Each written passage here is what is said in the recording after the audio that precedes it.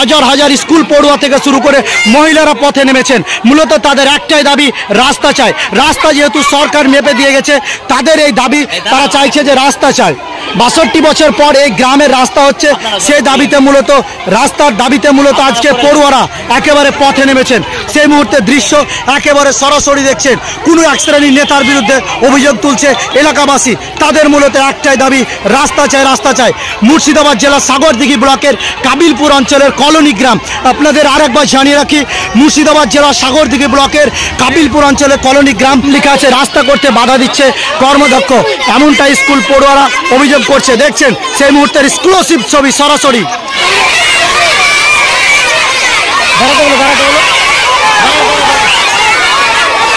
আমরা আজকে আন্দোলন করছি রাস্তার বিষয়ে, রাস্তার জন্য।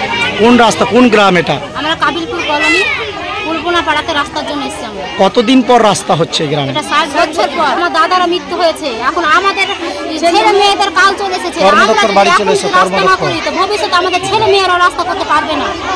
হ্যাঁ হ্যাঁ হ্যাঁ। কে রাস্তা হতে দিচ্ছে না? আমাদের বাধা দিচ্ছে পঞ্চায়েত সমিতির মেম্বার কে। হ্যাঁ হ্যাঁ হ্যাঁ। তাছাড়া আমাদেরকে কেউ আমাদের রাস্তা হতে বাধা দিচ্ছে না, শুধু কেদাবুদ্দিন ছাড়াই। আপনারা ভোট দিয়েছিলেন? আমরা কলোনির মেয়ে ছেলে সবাই একতা হয়ে আমরা কেদাবুদ্দিনকে ভোট দিয়ে জয়যুক্ত করে পাস করেছি। তার পরিবর্তে কেদাবুদ্দিন আমাদেরকে বাধা দিচ্ছে রাস্তা। কোন পার্টিরও? তৃণমূল প্রার্থী। আমাদের সরকারি আমিনে মাফ করে গেছে, তার জন্য রাস্তাতে মাল ফেলতে দিচ্ছে না।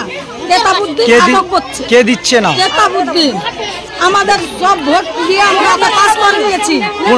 কোন পার্টির মেম্বার? তৃণমূল পার্টি। রাস্তা কে করছে? রাস্তা রাস্তা সরকারের কাছে আমরা রাস্তা দাবি করেছি, তার জন্য আজকে রাস্তা হতে আমাদের মাল ফেলতে দিচ্ছে না। এখানে জনরোষের কিছু নেই। এখানে 2684 নম্বর বলে একটা দাগ আছে, এই দাগের উপর দিয়ে একটা রাস্তা আছে। তো রাস্তাটা অনেকদিন ওই ভগদখলের মধ্যেই আছে, ওটা নিয়ে সমস্যা নেই।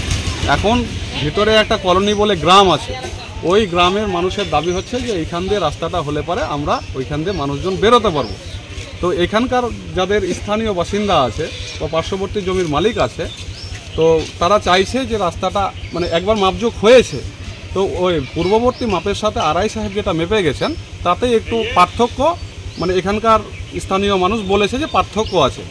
তো এখানকার মানুষজনের বক্তব্য হচ্ছে যে এখান থেকে যেহেতু রাস্তাটা আছে, রাস্তাটা আবার হোক, রাস্তা নিয়ে কোনো সমস্যা নেই, কিন্তু মাপটা আরেকবার সঠিকভাবে বুঝিয়ে দেওয়ার পরে, সঠিক সীমানা নির্ধারণ করার পরে স্থানীয় বলতে আপনি কি আপনার আত্মীয় অন্য কোনো স্থানীয় লোকের জমি আছে সেইটা নয়, এইখান দিয়ে যে রাস্তাটা হচ্ছে রাস্তার পার্শ্ববর্তী যে জমির মালিক তারাই বলছে যে রাস্তাটা যেহেতু হচ্ছে একবার সঠিকভাবে মাপটা করা হোক, তারপরে রাস্তাটা করা হোক। এখানে জনরোষের কিছু নেই।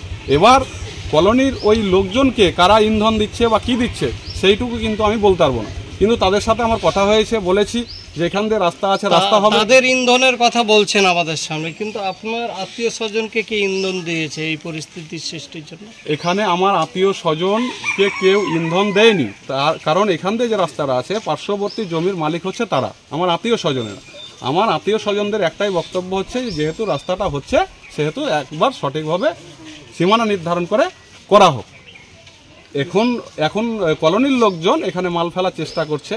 হ্যাঁ, মাপযোগ না মানে হয়েছে কিন্তু মাপটা সঠিক হয়নি, কিন্তু আমার যারা বলছেন যে খুব কাছের লোক তারা কিন্তু বলছে যে আরেকবার সঠিকভাবে মাপটা করা হোক। এখানে ইন্ধন দেওয়ার কিছু নেই। রাস্তা যখন হয় তখন তাহলে কোথায় বিভিন্ন জায়গাতে বিভিন্ন প্রধান বলুন বা পঞ্চায়েত সমিতি পূর্ত কর্মাধ্যক্ষ বলুন বা জেলা থেকে বলুন, যখন স্কিমগুলো হয় কারোর রাস্তা কিন্তু মাপযোগ করা থাকে না, ওরা যেভাবে চায়, জনগণ যেভাবে চায় সেভাবে স্কিমগুলো তখন বাধা দেওয়া যেত, তখন হয়তো প্রয়োজন মনে করেনি বা মাপযোগের প্রয়োজন মনে করেনি। এখন মাপতে গিয়ে দেখা যাচ্ছে যে রাস্তাটা কোনো একটা জমিতে নেমে আছে, তাই এখানকার মানুষের বক্তব্য হচ্ছে যে রাস্তাটা যেহেতু জমিতে নেমে আছে, জমি থেকে সঠিক জায়গায় রাস্তাটা হোক।